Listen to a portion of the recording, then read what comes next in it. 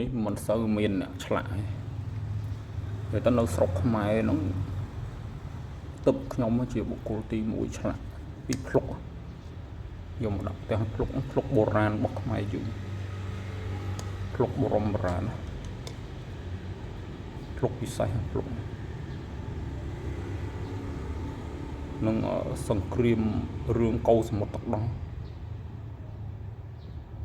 កូរសមុទ្រទឹកដោះពាក់ព័ន្ធនឹងរឿងកូរសមុទ្រទឹកដោះ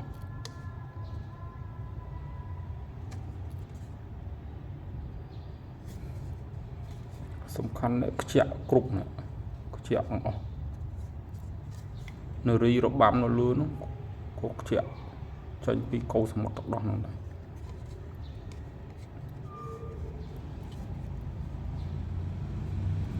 ហើយសំខាន់ភ្លុកនេះចម្លែកដុះមានដុះនេះឆ្លាក់ហើយនៅតែដុះចឹងចម្លែកមែនទែន